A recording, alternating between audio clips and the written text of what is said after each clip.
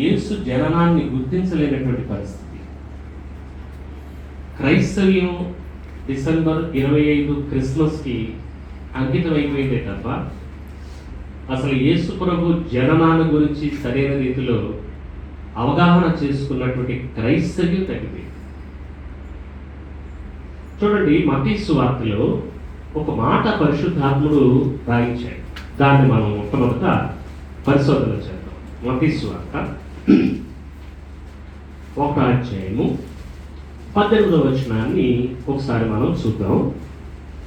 మత్తయి రాయబూనుకున్నాడు ఈ ఉత్తరాన్ని. 18వ వచనం. ఎవరు చెప్తున్నారు ఈ మాట? ఎవరు చెప్తున్నారండి? పరిశుద్ధాత్ముడు మనకు చెప్తున్నాడు. యేసుక్రీస్తు జనన విధం ఎట్లనగా అని రాశాడు. అంటే యేసుక్రీస్తు జనన విధం ఎట్లనగా అని రాశాడు అని అంటే ఈ ఉత్తరాన్ని పొందిన వారికి కానీ, పొందిన ఎవరు? యోధా జనాంగం. మత్తయి గారు రాస్తున్నారు, యోధా జనాంగం ఈ ఉత్తరాన్ని పొందినడు. ధర్మశాస్త్రంలో కఠోరమైనటువంటి భక్తి కలిగినటువంటి వాడు, ధర్మశాస్త్రాన్ని నిష్ఠగా పాటించిన వ్యక్తులకు మత్తయి ఈ ఉత్తరం రాస్తున్నాడు. ఈ ఉత్తరాన్ని రాస్తూ మత్తయి ఏమంటాడనంటే, పరిశుద్ధాత్మ ప్రేరణ ద్వారా యేసుక్రీస్తు జనన మీద పెట్టనగా అంటే, ఒకటి, ఈ ఉత్తరాన్ని పొందినటువంటి యూదా జనాంగానికి యేసు ప్రభు యొక్క జననము ఎలా జరిగిందో తెలియదు. అర్థమైందా మీకు? యేసుక్రీస్తు జనన మీద ఎట్లా జరిగిందో తెలియదండి వాడు. కాబట్టి చాలా స్పష్టంగా, బహుతేటగా, బహు వివరణగా వారికి బోధించాడు ఈ సంఘటన. ఈ రోజున పరిశుద్ధాత్ముడు ఏ సంఘటనలు అయితే మనకు వివరించాడో ఆయన జననాల గురించి, అది మనకు అర్థం కావాలి. క్రైస్తవులైతే, బైబిల్ పండితులైతే, బైబిల్ చదువుకుంటున్న స్కాలర్స్ అయితే మీరు ఈ వాస్తవాలను ఎరగాలి, ఈ వాస్తవాలను గుర్తించండి. కుటుంబ బాధ్యతల కొరకు, కథా కాలక్షేపాల కొరకే టైం కేటాయించకండి.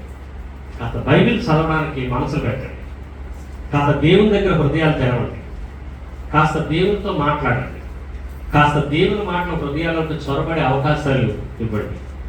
మంచి నేల పడే విత్తనాలు ఫలిస్తాయి తప్ప 3 రకాల నేలలో పడిన విత్తనాలు ఫలించవండి. కాబట్టి మనం ఒక మంచి నేల పడిన విత్తనాలుగా ఉండాలి అంటే మన బ్రతుకులను మంచి నేలగా చేసుకోవడం చాలా అవసరం. యేసు జననాల గురించి నేను జాగ్రత్తగా చెప్తాను. కాబట్టి ఈరోజు పాఠం పేరు ఏంటంటే యేసుక్రీస్తు యొక్క జననం. అది మన పాఠం. ఓకేనండి? రైట్. ఈ పాఠాన్ని నేను చెప్పబోయే ముందు ఉపోద్ఘాతంగా కొన్ని సంఘటనలు చెప్తాను. చాలా జాగ్రత్తగా గుర్తుపెట్టుకోండి. ఇప్పుడు ఈ ఉత్తరము ఎవరికి రాయబడింది అని అంటే, ఎవరికి రాయబడిందండి? యోధా జనాంగానికి రాయబడింది.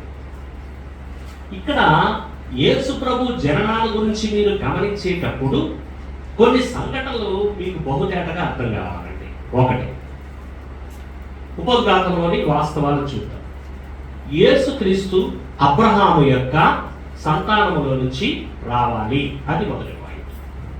చాలా జాగ్రత్త. ఆయన ఎవరెవరి దగ్గర పుట్టాలనేటువంటిది మాత్రం దేవుని యొక్క ఆలోచనగా, పరిశుద్ధాత్మ యొక్క యోచనగా. నెంబర్ 1, ఖచ్చితంగా యేసుక్రీస్తు ఎవరి వంశం నుంచి రావాలి? అబ్రహాము యొక్క వంశం నుంచి రావాలి, అది మొదటి పాయింట్. రెండో పాయింట్ ఏమిటంటే యేసుక్రీస్తు తప్పనిసరిగా దావీదు యొక్క సంతానములో నుంచి రావాలి, రెండో పాయింట్. చాలా జాగ్రత్తగా ఈ విషయాలు మీరు గుర్తుపెట్టుకోవాలి. యేసు ప్రభు జననం గురించి మీకు అర్థం కావాలి. మూడవది ఏంటంటే యేసుక్రీస్తు 14 తరములలో నుంచి రావాలండి. యూదా జనాంగం యొక్క 14 తరములలో నుంచి రావాలండి. ఇది చాలా జాగ్రత్తగా గుర్తుపెట్టుకోవాలి. 3 సంఘటనలు మీ మనసులో ముద్రించుకోండి. ఒకటి, యేసుక్రీస్తు ఎక్కడి నుంచి రావాలి? అబ్రహాము యొక్క సంతానం నుంచి రావాలి. రెండవది, యేసుక్రీస్తు దావీదు యొక్క వంశావళి లేక సంతానం నుంచి రావాలి. మూడవది, యేసుక్రీస్తు యూదా జనాంగమైనటువంటి 14 తరములలో నుంచి ఆయన రావాలి.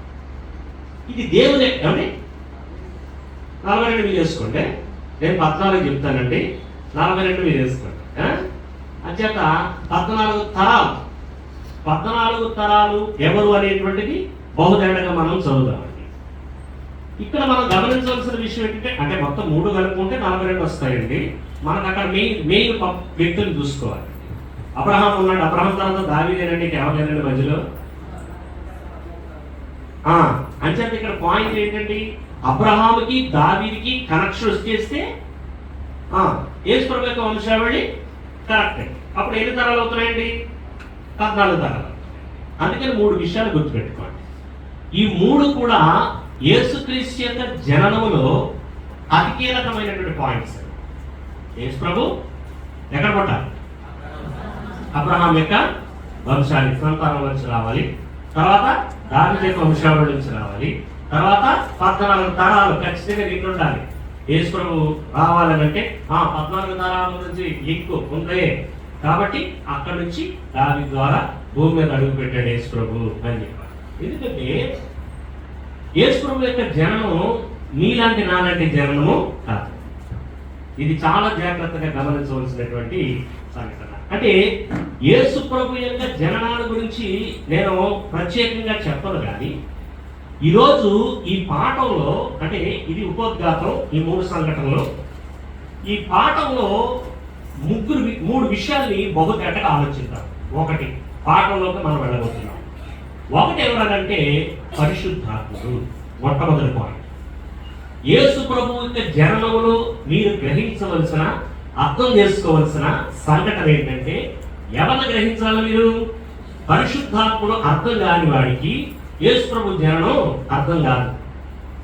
యేసు ప్రభు పుట్టినలో ఎంతమంది యేసు ప్రభుని గ్రహించిన వారై ఉన్నారు? చండి, ఎంతమంది ఉన్నారు? పుట్టిన వెంటనే ఆయన చంపాలని ప్రయత్నాలు చేశారు. కారణం ఏంటి?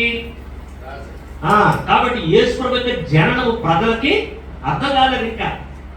కాబట్టి ఇప్పుడు యేసు ప్రభు యొక్క జననము ఒక వ్యక్తి గ్రహించాలి అని అంటే, ఆ వ్యక్తికి తప్పనిసరిగా ఎవరు అర్థమై ఉండాలి? పరిశుద్ధాత్ముడు అర్థం అవ్వాలి. పరిశుద్ధాత్ముడు అర్థం కాని వాడికి యేసు ప్రభు యొక్క జననము అసలు అర్థం కాదు. అక్కడ పడేసే నేటి ప్రపంచానికి అస్సలు పరిశుద్ధాత్ముల గురించిన అవగాహన లేదు. నేటి ప్రపంచానికి అసలు యేసు ప్రభు జననాల గురించినటువంటి అవగాహనే లేదు. ఇప్పుడు ప్రజలు పక్కన పెట్టింది, యేసు ప్రభు పుట్టిన కాలంలో ఉన్నటువంటి ప్రజలకు పరిశుద్ధాత్ముల మీద అవగాహన లేదు. కాబట్టి ఇప్పుడు యేసు ప్రభు యొక్క జననాన్ని అర్థం చేసుకోవడం కొరకు 3 సంఘటనలు చూద్దాం. 3 సంఘటనలు అక్కడ రాయండి. ఒకటి పరిశుద్ధాత్ముడు, ఒకటి కీలకమైనటువంటి సంఘటన. అది యేసు ప్రభు యొక్క జననం మీకు అర్థం కావాలి అని అంటే ఎవరు అర్థం కావాలి? పరిశుద్ధాత్ముడు అర్థం కావాలి. రెండవది, ఈ పరిశుద్ధాత్ముడితో పాటు పనిచేస్తున్నటువంటి ఒక ఆయన ఉన్నాడు అక్కడ. ఎవరైనా? అత్తయ్య అక్కడే కూర్చుంటాడండి ఆయన. అందులోకి వెళ్దాం. ఆ పుస్తకంలో చెప్తే ఎవరున్నారో తెలుపుతాడు.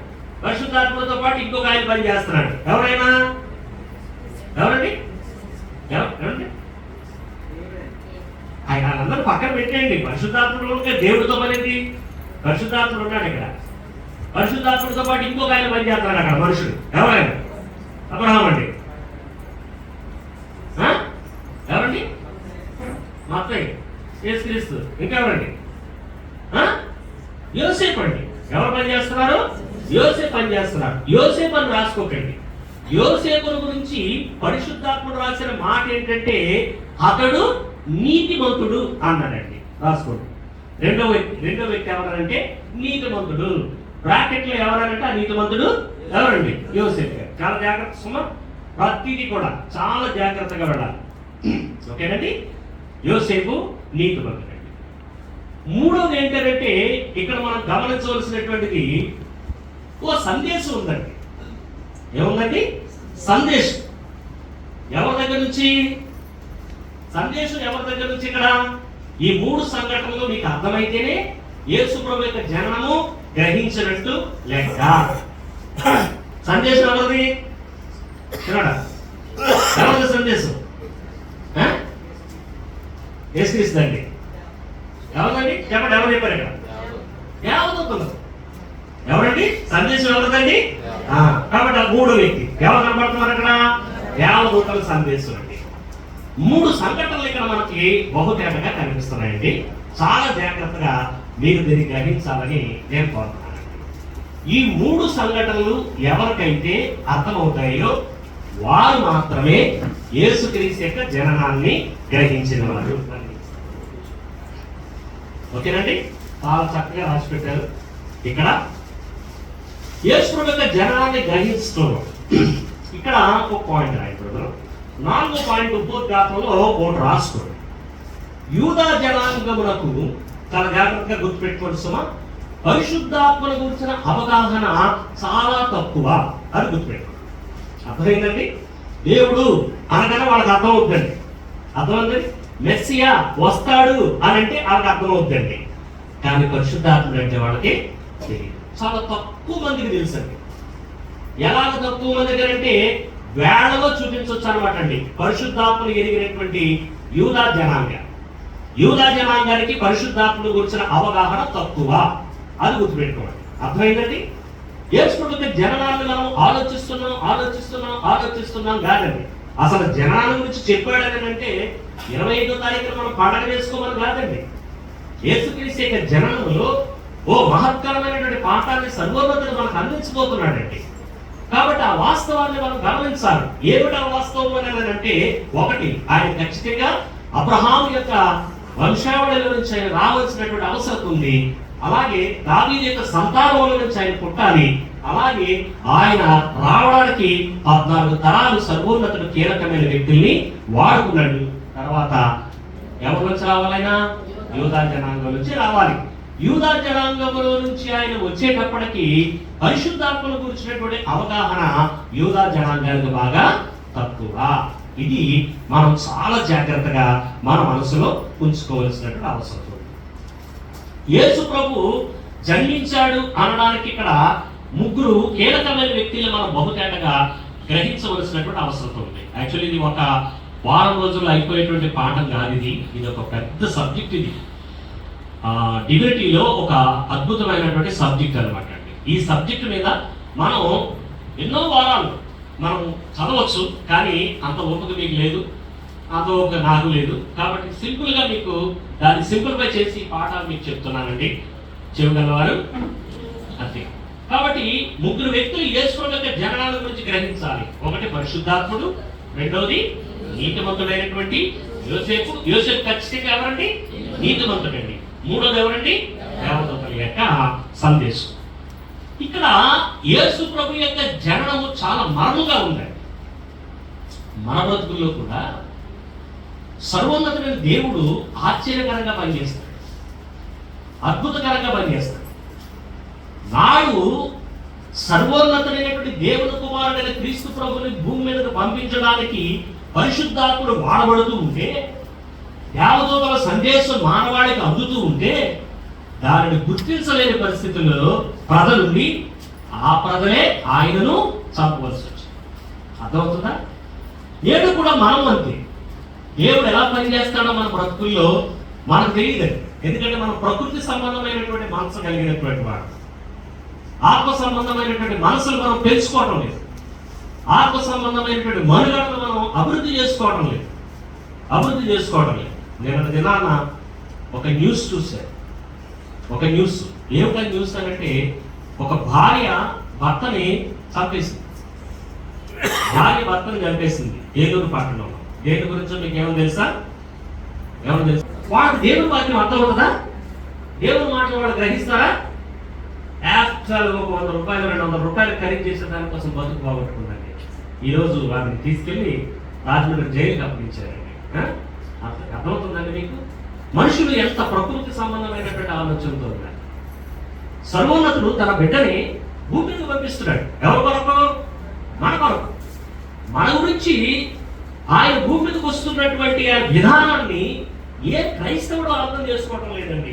మొట్టమొదట ఇక్కడ గమనించవలసిన విషయం ఒకసారి చదవండి. 18వ వచనం నుంచి మత్తయి సువార్త 1వ అధ్యాయము 18వ వచనం నుంచి మనం చూద్దామండి. యేసుక్రీస్తు జనన మీద పెట్టనగా ఆయన తల్లి అయిన మరియా యోసేపునకు ప్రదానం చేయబడిన తరువాత, అంటే యూదా జనాంగంలో ఓ కల్చర్ ఉంటుందండి. మొట్టమొదట ఏం జరుగుతుంది? వాళ్ళకి ప్రధానం, ఏమండి ప్రధానం జరుగుతుందండి. ఈ ప్రధానం జరిగినప్పుడు ఏం చేస్తారంటే కొన్ని బంగారపు వస్తువులు పెట్టేస్తారు. బంగారపు వస్తువులు పెట్టేసేసి ప్రదానం చేసుకుంటారు. పైగా ఇది ఎవరి వంశం నుంచి వచ్చిన వాడు? అబ్రహాం యొక్క వంశం నుంచి వచ్చాడు, దావీదు వంశం నుంచి వచ్చాడు, యోధా వంశం నుంచి వచ్చాడు. ఎవరండి? యోసేపు అండి. కాబట్టి ఈయన నీతివంతుడు, యథార్థవంతుడు, సామాన్యమైనటువంటి కుటుంబాన్ని దేవుడు ఎన్నుకోడండి తన బిడ్డను పంపించడానికి. అర్థమైందండి? సామాన్యమైన కుటుంబాన్ని దేవుడు ఎన్నుకోడండి, చాలా ఉన్నతమైనటువంటి కుటుంబాన్ని దేవుడు ఎన్నుకుంటాడు. క్యారెక్టర్ డబ్బులో కాదండి, డబ్బులో వాడు బాగా రిచ్ ఏం కాదండి, ధనంలో చాలా పేదవాళ్లే, ఏదో వడ్రంగి పని చేసుకొని బ్రతుకుతూ ఉన్నటువంటి వాడు. ఇటు మరియమ్మ గారి కుటుంబం చూసినా పేదరికం ఉన్న కుటుంబమే, యోసేపు కుటుంబం చూసినా పేదరికం ఉన్న కుటుంబమే. కానీ నీతిలో మాత్రం వాడు చాలా ఉన్నతమైనటువంటి వ్యక్తి. సామాన్యులు కాదండి, వాడు సామాన్యులు కాదండి, నీతిలో రండి. సరే, మరియమ్మ యోసేపుకి ప్రదానం చేయబడింది. అర్థమైందండి? ప్రదానం చేయబడిందండి, గుర్తుపెట్టుకోండి చాలా జాగ్రత్తగా. ప్రదానం చేయబడిన తర్వాత వారు ఏకము కాకమునిపే, అని వాడు పెళ్లి కాలేదు, వాళ్ళ శారీరకంగా సంబంధాలు లేవు. ఆమె పరిశుద్ధాత్మ వలన గర్భవతిగా ఉండేది. ఆమె భర్త అయిన యోసేపు ఎవరు? నీతిమంతుడైంది. ఆమెను అవమానపరచనులక రహస్యముగా ఆమెను విడనాలని ఉద్దేశించారు. 2 విషయాలు మనం చూసాం కదండి. ఒకటి, ఎవరు కనబడుతున్నారు? పరిశుద్ధాత్మ కనబడుతున్నాడు. రెండోది ఎవరు కనబడుతున్నారు? యోసేపు కనబడుతున్నాడు. మూడోది, అప్పుడు ఈ సంగతుల గురించి ఆలోచించుకొని చూడగా ఇదిగో ప్రభుదూత స్వప్నమందతను ప్రత్యక్షమై, దావీదు కుమారుడు అయిన యోసేపు, నీ భార్యను మరియను చేర్చుకున్నట్టు భయపడకము, గర్భము ధరించినది పరిశుద్ధాత్మ వల్ల. సూత్రం అర్థమైందండి. యేసు జననములో ఈ ముగ్గురు కూడా అతి కీలకమైనటువంటి వ్యక్తులు. మరియమ్మకి ఈ భూమి మీద స్థానం ఉండాలా లేదా?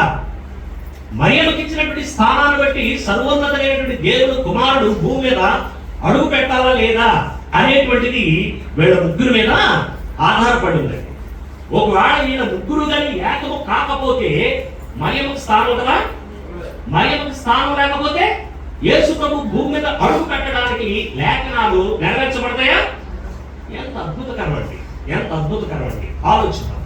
సరే, ఇక్కడ యోసేపుకి మరియమ్మ ప్రధానం చేయబడినటువంటి సంఘటన మనందరికీ కూడా తెలిసినట్లే. ప్రధానం చేయబడిన తర్వాత ఇక వాడికి పెళ్లి కాలేదు. ప్రధానం చేయబడింది, పెళ్లి కాలేదు. వారు ఏకము కాకమునిపే ఆమె పరిశుద్ధాత్మ వలన ఏమైందండి? ఇది సూత్రం. పరిశుద్ధాత్ముడు అంటే ఎవరు? ఇప్పుడు పరిశుద్ధాత్మ వల్ల ఆమె గర్భవతి అయింది అనేటువంటి మాటని ఇక్కడ ఉపయోగించాడు. చూడండి, లూకా సువార్తలో మరొక పదజాలాన్ని వాడాడు. జాగ్రత్తగా మనం చూద్దామండి. లూకా సువార్త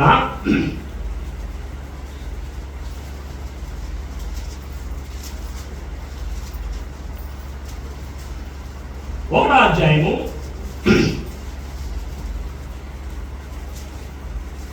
35వ వచనాన్ని మనం జాగ్రత్తగా చూద్దామండి. లూకా సువార్త 1వ అధ్యాయము 35వ వచనం అండి.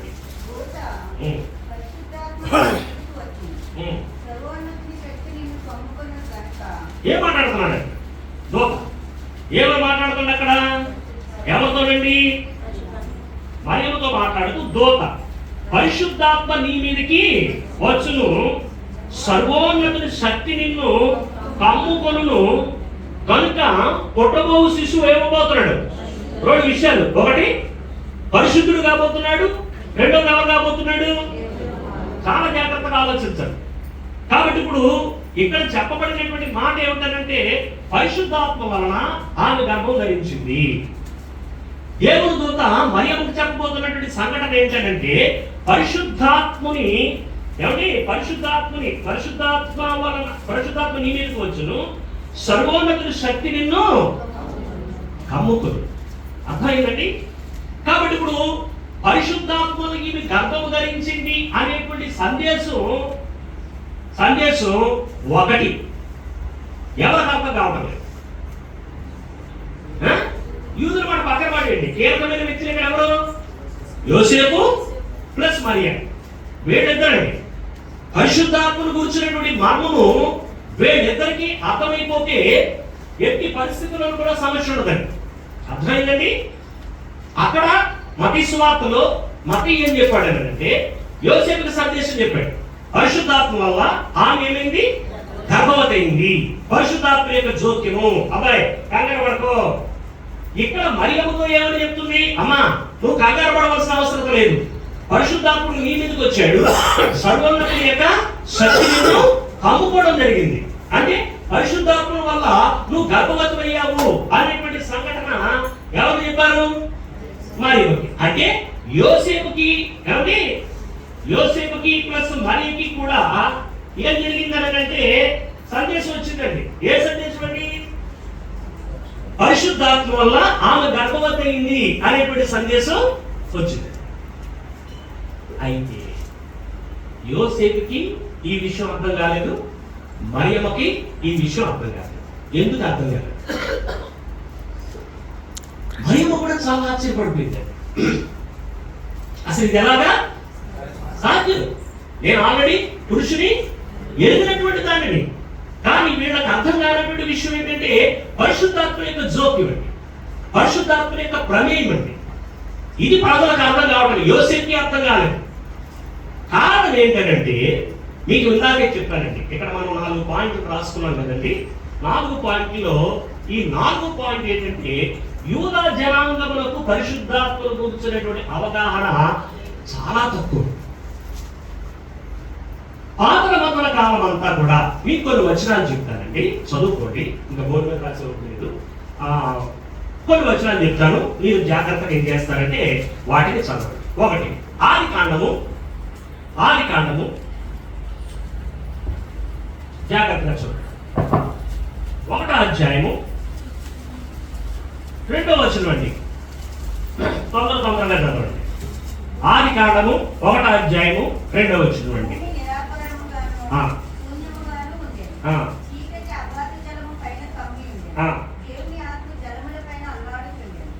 అర్థమైందా మీకు ఏమన్నా? ఇక్కడ విషయం ఏంటంటే ఆది కాండము 1వ అధ్యాయము 2వ వచనం ప్రకారం ఒక పదం వాడబడిందండి. ఏంటంటే పదం ఏమండి? ఎలా కావండి? అది ఓ పదం వాడబడింది ఇక్కడ. దేవుని ఆత్మ అనే పదం వాడబడింది, స్పిరిట్ ఆఫ్ గాడ్. అర్థమైందండి? Spirit of God. గాడ్ ఈ స్పిరిట్ అంటే ఆయన గురించి ఆయన చెప్పుకోవడం, స్పిరిట్ ఆఫ్ గాడ్ అంటే ఇతరుల గురించి చెప్పడం అనమాట. ఇక్కడ వాడబడిన పదం ఏంటంటే దేవుని ఆత్మ అనేటువంటి పదము వాడబడింది. ఓకేనండి? యోబు గ్రంథము 33వ అధ్యాయము, యోబు గ్రంథము 33వ అధ్యాయము 4వ వచనాన్ని ఒకసారి చూద్దాం. యోబు గ్రంథము 33:4. ఎవరా దేవుని ఆత్మ అంటే ఇక్కడ కూడా వాడబడినటువంటి పదం ఏంటండి? ఎవరు మానవాళిని సృష్టించారు అనేటువంటి దాని మీద యోబు గారు మాట్లాడుతున్నాడు. యోబు గారు మాట్లాడుతూ ఆయన ఉపయోగించినటువంటి పదజాలము ఏమిటి అని అంటే ఎవరు ఆత్మ అని చెప్తున్నాడు ఆయన? ఏమండి? దేవుని ఆత్మ నన్ను సృజించెను, సర్వశక్తుని యొక్క శ్వాసము నాకు జీవనిచ్చింది. ఓకేనండి? ఇక్కడ వాడబడిన పదం ఏంటండి? ఏమండి? మాట్లాడుకోండి. అందరు ఎక్కడ ఉన్నారా? ఎక్కడ ఉన్నా? దేవుని ఆత్మ, దేవుని ఆత్మ. న్యాయాధిపతుల గ్రంథము 3వ అధ్యాయము 9-10 వచనాలు చూద్దామండి.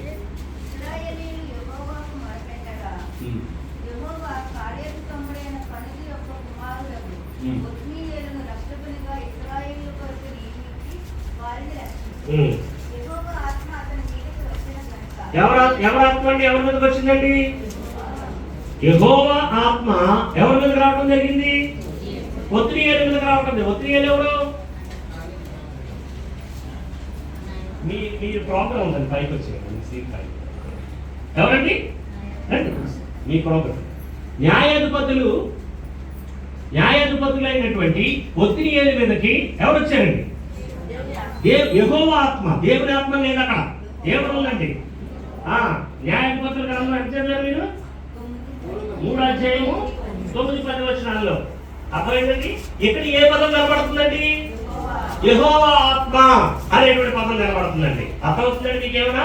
న్యాయాధిపతుల గ్రంథము 8వ అధ్యాయము లేక 6వ అధ్యాయము చూడండి, 6వ అధ్యాయము 34వ వచనం చూడండి.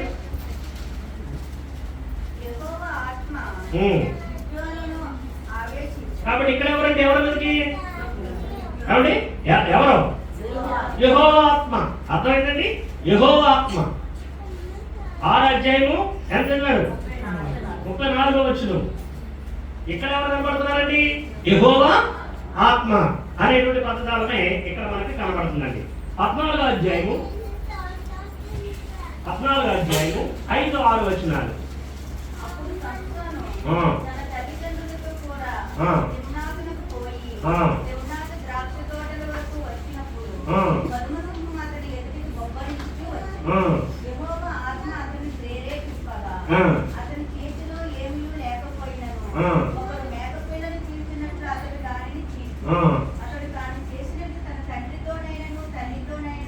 చాలు. ఇక్కడ ఏ పదం కనబడుతుందండి? యెహోవా ఆత్మ అని చెప్పి ఇక్కడ కనబడుతుందండి. మీకేమైనా అర్థమవుతుందా విషయం? యూదా జనాంగములకు పరిశుద్ధాత్ముడి మీద సరైనటువంటి అవగాహన లేకపోవడానికి గల ముఖ్యమైనటువంటి కారణాలు అన్నమాట. ఏంటంటే కారణాలు ఈ వచనాలన్నింటిలో కూడా మీకు ఏం కనబడిందండి? ఏమండి? 1 సమూయేలు గ్రంథము 16వ అధ్యాయము 13వ వచనం అండి. 1 సమూయేలు గ్రంథము 16వ అధ్యాయము 13వ వచనం అండి. యోసేపా